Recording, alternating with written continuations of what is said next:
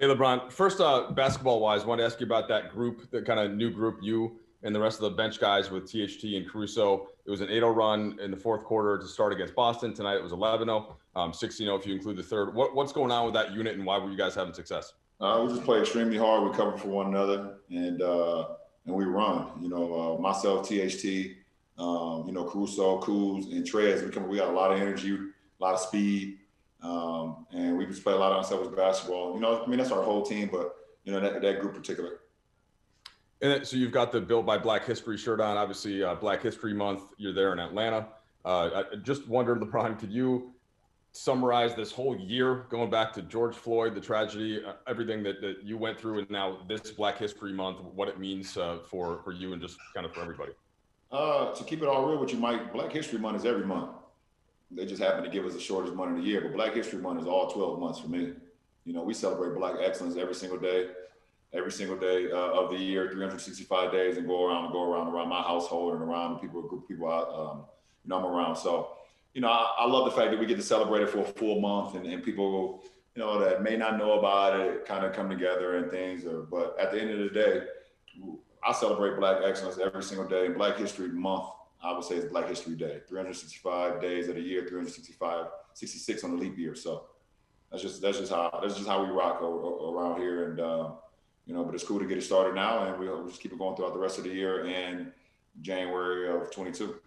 Are you feeling any more recognition of everything you just talked about this year? I don't live my life trying to gain recognition for anything. You do what's right, you call out what's wrong, and you go from there.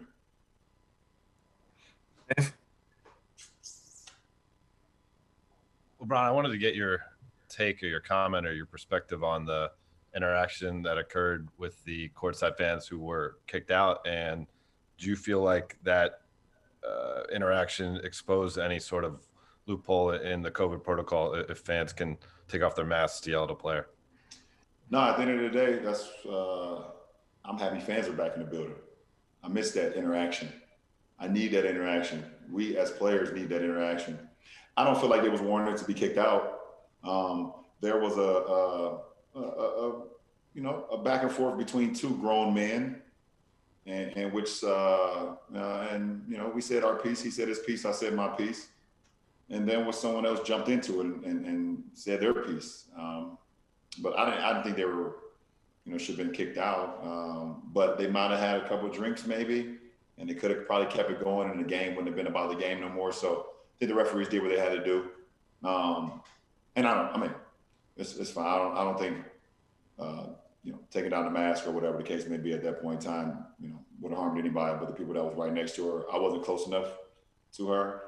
I don't think any of my teammates was close enough to them. Maybe a couple of refs, maybe. So I hope they're okay. But safety first. Dan? LeBron. And you look like you're about to ask me. You look like you're ready to fire off. Well, it strikes me. It's as somebody you've said all year, like I want fans. I want to see fans. Does that get you more excited than when you see some people who are, like you said, a little willing to kind of tone those waters, whether it was in Cleveland or here, just seeing those faces that close to you? Well, my guy tonight, he I don't want to say he went overboard, but he went a little bit out of bounds, too close to comfort for me. And I said my piece, and we could have moved on. But I think it was so close to the officials. I think the official heard it as well, what he had said. And it kind of got blown out of proportion. It's just like sometimes on the floor when two guys get into a scuffle, or get into a little like jostling, and the refs come and try to break it up really fast, and it looks like it's bigger than what it really is. That's what it pretty much was tonight. But the difference, we're on the court and we're not having any alcoholic beverages. So they might have had some alcoholic beverages on the side. So that it made them feel a little tougher than what they really are, I would say. But to be clear, you were happy. You were happy that this happened, though, right? Like you enjoyed this. Who, me? Yes. I love our fans. Laker Nation and everybody else that's against Laker Nation. It just feels better.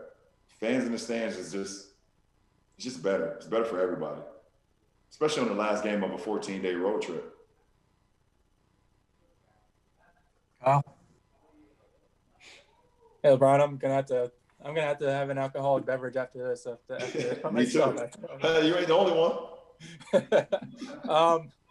But to ask a basketball question here, you guys, the last two games have had come down pretty close. And you guys make these defensive plays. How much pride do you take in sort of reinforcing that the defensive identity you guys had last year in these close situations? No, I take all the pride. Listen, man, I take just as much pride on the defensive end than I do on the offensive end. Things that you cannot control on the offensive end if you shoot the ball well. You know, sometimes the ball don't go in for you. You have your mechanics perfect. You swing ball. You know, you're being unselfish, and sometimes the ball just don't go in for you. But the one thing you can't control is how you defend. You don't have to worry about the ball going in when you're defending. You have to stop the ball from going in. So being able to get your hand on passes, deflections, things of that nature. You know, tonight, a big play, me just being able to get my hand on Capella on that slip to the rim and us being able to get out in transition. You know, Dennis and AC hustling back and being able to get that steal too on Trey late in the game, and then us, you know, sealing it with free throws. So, you know, I take that responsibility. You know, AD takes it, me being able to work out commands and things of that nature. When we defend, we're just that much better, you know, and we want to be the best defensive team in the league, and we hold that with the utmost responsibility. We've got time for one more, Bill. Hey, LeBron. Before the game, Frank said it's been kind of a blend of diligence and luck that has kept you guys from having any games postponed. I mean, obviously, a lot of teams around the league have had multiple games postponed. I'm curious, is there any, in a macro sense for the season and what you guys are trying to accomplish this season, what do you see as any advantage in just getting your games played on schedule? Well, yeah, I want to say, you know, first of all, you know, we've been trying to be extremely responsible. The whole Lakers organization. You know, we haven't had anyone that had to miss days or whatever the case may be since we started. You know, we're doing our testing. Guys are staying, you know, for the majority, staying in their rooms and staying, you know, social distancing and things of that nature. We're just trying to do everything that the protocol is telling us we can or cannot do, you know, and just try to follow that to a T. There's some things you can't control. You know, we don't know if this virus is airborne or if it's passed through, you know, person to person. So what we can't control is just, you know, just trying to stay responsible, you know, do the things that we can do and things of that nature. And then, and it's allowed us to be full, you know, for our games, you know, like I said, and go out there. And because of, you know, the strict protocols and stuff, you don't really have much time to practice, especially on the road. A lot of gyms aren't open. A lot of arenas are not open unless it's a game. You can't really prepare things on the floor, so you got to do it in the film sessions and things of that nature. So to have our full group, like I said before, we've, you know, use a lot of our games as extensive practices to continue to work our habits, continue to work our strategic plan on how we can get better and better as the months go on. So, you know, through luck, yes, but also through being responsible as well has allowed us to be whole pretty much throughout the season so far. Thanks for watching ESPN on YouTube. For live streaming sports and premium content, subscribe to ESPN+.